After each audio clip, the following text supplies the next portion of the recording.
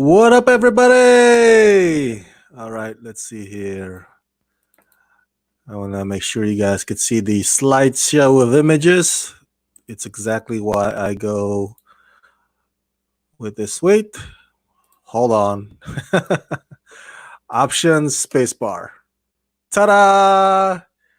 Okay. Um, how do you like them apples, huh? Slideshow images. All right.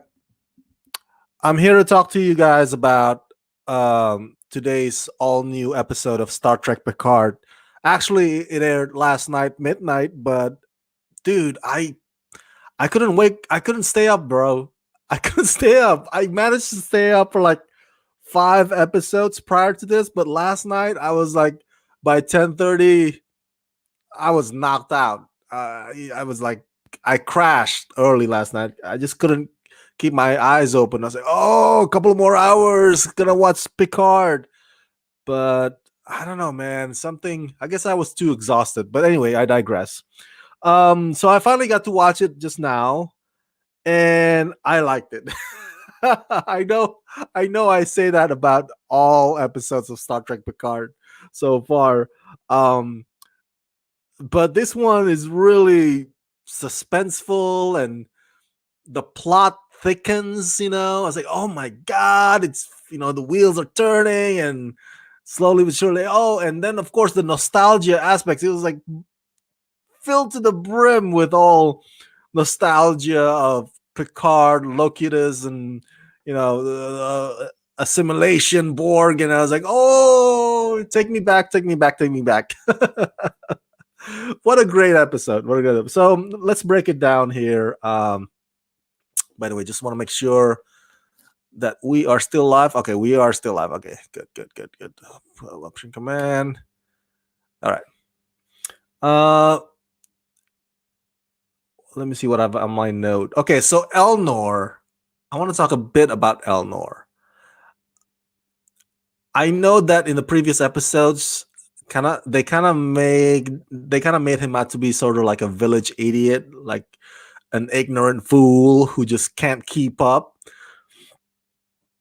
In this episode, it finally dawned on me, like, yeah, he may come across as that, but also, especially in that scene where it was Agnes, Picard discussing about, what happened to Bruce Maddox, and then of course, as you may have seen the episode, Elnor chimed in, and it's like, oh, is it my business? I don't want to interrupt or intrude here. But it's like, no. You can chime in, says Picard. And so I think Elnor sort of kind of like represents the new audience, audiences who may not have grown up watching Star Trek The Next Generation, or they may be new to Star Trek in general. So Elnor asking questions every 5 minutes and whatnot is like, oh, what is that? Oh, is that the time that you assimilated into Borg? Or like, it's like a newbie, like somebody. It's like this show's way of attracting fans because I know that Star Trek hardcore trekkers will come flocking to watch Picard. CBS All Access and the producers of this show are not worried about that, especially when you have a lovable, iconic character like Picard. But they also want to attract, the ones who may not be too hardcore about this genre, specifically Star Trek. So, um, so it's like Elnor is like the mouthpiece for those guys. And there's nothing wrong with that. Agnes was kind of like that too at one point, or some points, where she kind of like, I was irritated at Agnes at one point, like, come on, just keep up already, Agnes. And that's how I feel about Elnor. But now I am not gonna be too hard on him because he asks the questions that new audiences would. So okay, the next point, Rios and Agnes having sex. Ay, ay, ay, ay, ay. I don't know how I feel. I don't know what to make of that actually. Like, and she was the one who made the initiative. You know, she kissed him twice, and I credit to Rios. He was being a gentleman about the whole thing. It was not like he was taking advantage of her vulnerability. And vulnerability. Whatever. She's a villain. Um, so we shouldn't have sympathy for her. But anyway, um, it was weird and cheesy. I don't even know if that scene was necessary at all.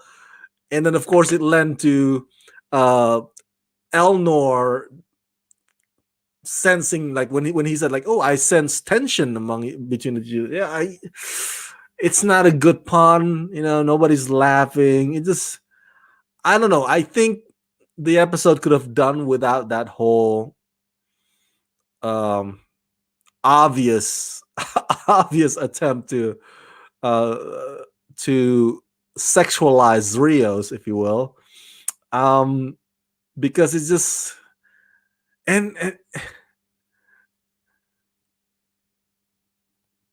it seems like, I don't know, it doesn't get, that scene doesn't even get me on Agnes's side at all. Even more so, like, why are you, like, you just, if you want to sell, if you want to convince everybody around you, like, oh my god, this person that I was close to, Bruce Maddox, just died, I'm supposed to be grieving, mourning.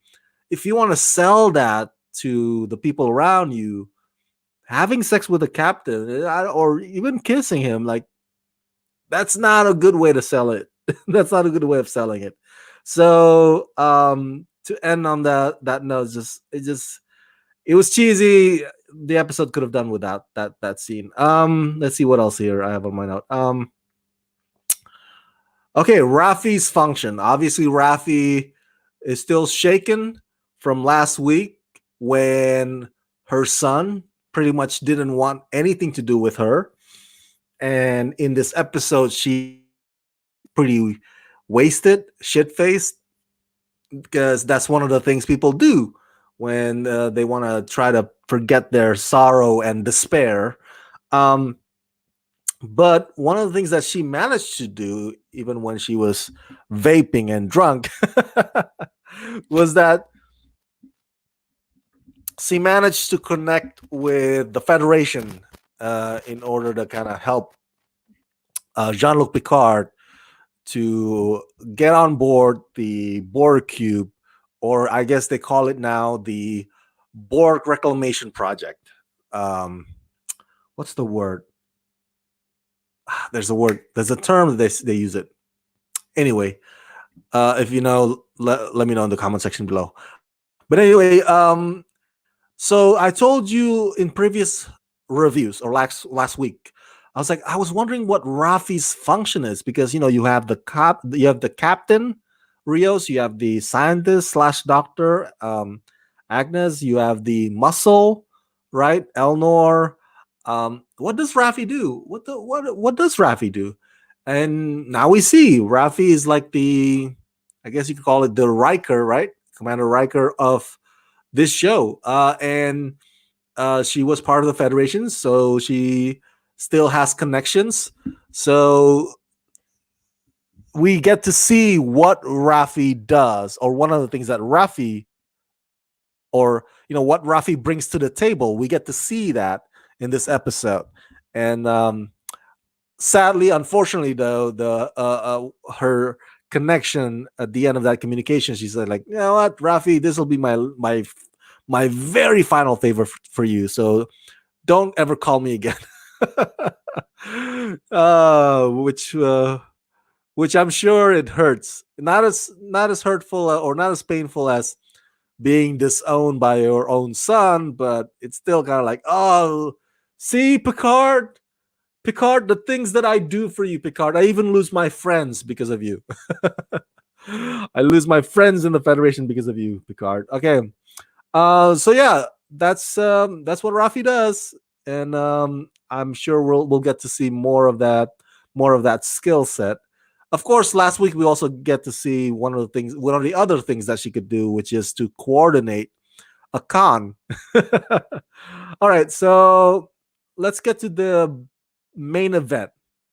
Narek using Soji's dream to unlock the mystery of where Soji came from, and also Picard getting on board the Borg cube that is now the Borg reclamation project.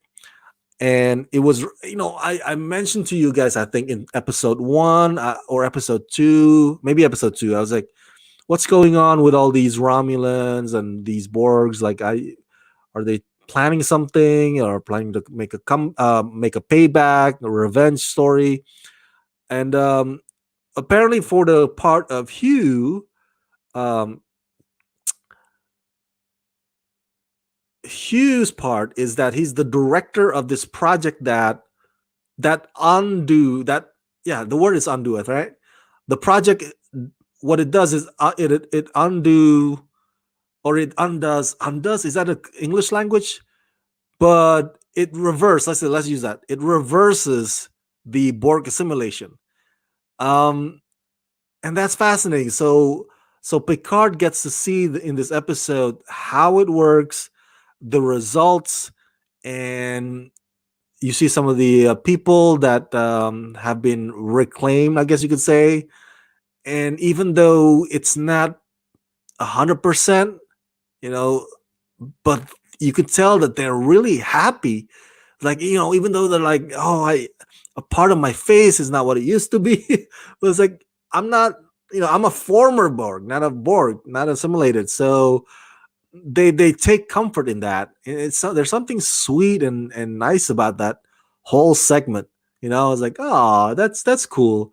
It's like changing or renovating or transforming a prison camp into a surgery place, or into a charity place, if you will, into a shelter, if you will. So that's what its new function is, the Borg cube. But one character like saw Picard in the hallway, and he's like, "Oh, look at this!" Oh my god! And you see the Picard was just stricken with trauma. Like the moment that he's on board, he's all these flashes of the past of Locutus and all these. He's having a moment of PTSD for a moment there, like. And if you are not too familiar with that history of Picard and history of the Star Trek The Next Generation, um I think this episode will spark your interest in rewatching, you know, the Borg arc, if you will. I use arc of STTNG of Picard. Um, it's a really, so far this show has done a pretty good job of reigniting our feelings of like, oh, I miss that show. I miss TNG. I miss their adventures. I miss their missions. I miss their like. I miss the characters. So there's so many instances, especially within this episode alone, where even the new characters like Elnor, Raffi, and Rios would make references about what Picard went through with the Borgs. And even though those characters were not part of that arc, but they're like, oh yeah, I've heard about it, or like, oh, I've read about, oh, weren't you assimilated, weren't you this, like, didn't you it's just like they keep saying that every now and then in this episode, and it just makes you uh like, at least for me, it makes me want to rewatch that arc again. Now, uh to the point about Narek and Soji, man, Soji is too trusting, right? That is kind of like her.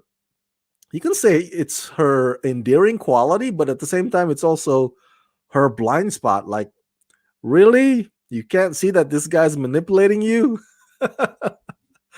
And when she found out that she was only about, and everything that she owns were all like 36 months old, it's like, whoa, what's going on? And then of course she went through that hypnosis thing, which is fantastic, um because it's part of this episode suspense, and like, oh, and it gets very thrilling at the end, uh right right when Elnor jumps in. It's like, oh, I'm here. I didn't listen to your or obey to your order, and I'm here to protect you. So that was cool. That the whole thing, how it played out in the end, that was really cool, and very intense, um, very action packed. I was like so fixated the whole time. Um, but yeah, Soji, man, too trusting, too naive. But of course, she has that Jason Bourne side of her. When she gets activated, she's like, oh, she becomes like freaking Hulk and whatnot, strong and whatnot. So, um, and Narek playing that Rubik's cube, the impossible box, the title of this episode, that was fascinating to me. I was like, oh, I let me tell you guys, I admire Rubik's cube, but I hate Rubik's cube. any game that is like it, I hate it because I can never solve that shit, man. I don't have the patience. I'm not Will Smith from The Pursuit of Happiness, okay? So I'm more like Narek's sister. What's her name? Rizzo. I'm more like her. Like I would get a freaking hammer and just smash it open. But obviously the whole thing with the box and the dream, it goes to speak to Narek's skill set. Everybody's got their function. And Narek's specialty, his expertise, to manipulate, to make you trust him. It takes time. It takes angling, really listen to the mechanics of the box like he did in this episode. So it works. It works. Although, of course, Saji ends up leaving with Picard. So it's not like Narek has Soji at the end. But it works in the way that, Narek finds out where Soji's from. Or now they know, like, oh, we got to find a place with 2 moons and a lot of lightnings. So it works. So that's the genius of Narek. And so, by the way, still Rizzo, man, whew, sexy as hell. Big fan of actress Peyton List. Love the actress who plays Rizzo. So that's it. Those are the notes that I have on my list. Fantastic episode. I'm glad we got less Agnes in this episode. I was like, oh, after last week, when she turns out to be bad, I was like, I could use a break from her. Like, she annoys me. And voila, the episode's like, here, Rama, we gave you that break. Now it's we'll sideline Agnes. So and it's nice to see Picard hanging out with Hugh. It plays into that whole nostalgia again, taking you back. Good memories all around. Yeah, another fantastic episode. Can't wait to see next week, when apparently, according to the preview, it's gonna be even extra intense. The Romulans are pissed, and I think they're hurting Hugh in the process. So, share your thoughts about this. If you've seen the episode, did you like it? Did you not like it? If so, why? Do you agree or disagree with my assessment? Let me know what you think of this episode, The Impossible Box, in the comment section below. And as always, subscribe to my channel, press that like button, ring that bell, and if you can help support me, please do so at patreon.com/ramascreen. Oh my God, I love this show. Let's rock this.